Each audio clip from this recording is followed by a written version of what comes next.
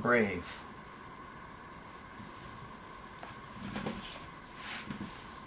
A princess rises early. A princess doesn't doodle. A princess is patient, cautious, and clean. Queen Elinor had many rules for how to be a princess. Merida, her daughter, hated all of them. Only when she was alone did Merida feel free.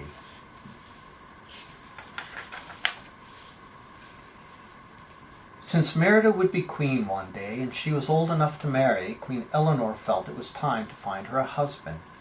"Marriage," Merida wailed.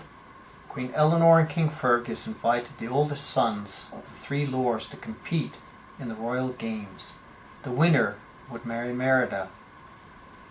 There was young Mackintosh, young MacGuffin, and wee Dingwall. Merida did not want to marry any of them, so she won the royal games herself.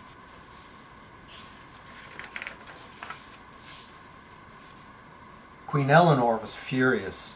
Merida was angry too.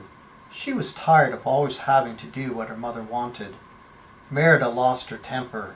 She slashed her sword through a family tapestry, right between the images of her and her mother.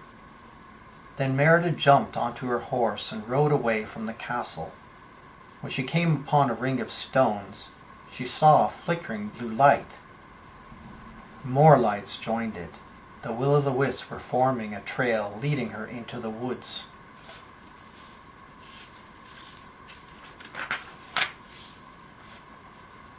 Merida followed the will-o'-the-wisp to a woodcarver's cottage, but the woodcarver was really a witch. She offered to make one spell for Merida. Merida wanted a spell to change her mother's mind. The witch agreed to it and started brewing something in her cauldron. When she was done, she gave Merida a spell cake.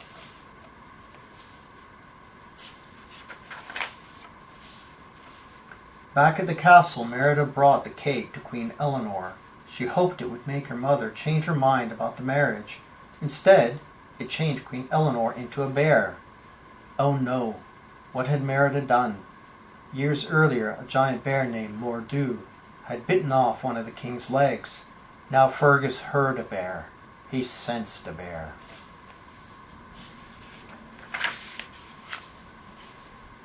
Right away, Fergus knew a bear was in the castle. He tracked it up the stairs, around a corner, and down a hallway.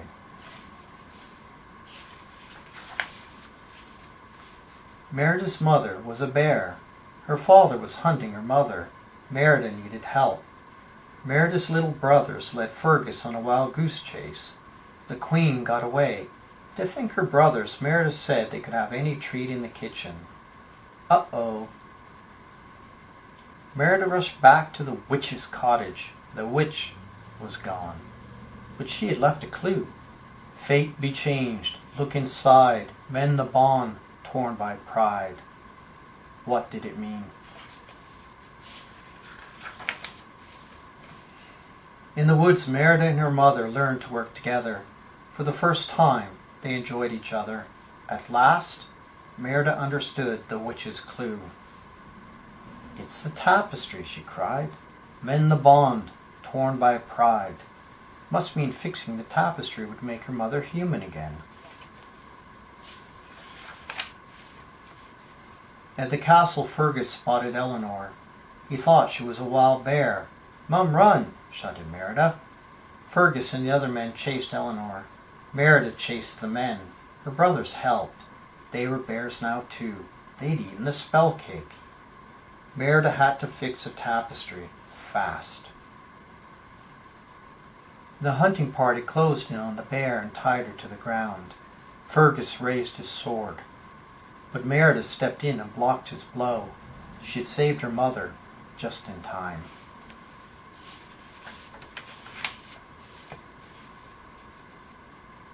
Suddenly, Mor'du appeared.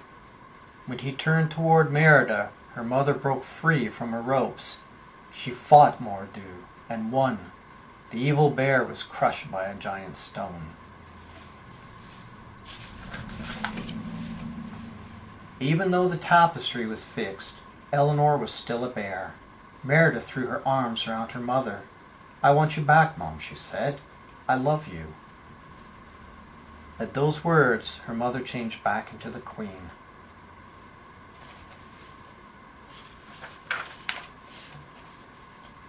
One day, Merida might be queen, but for now, there would be no more changes.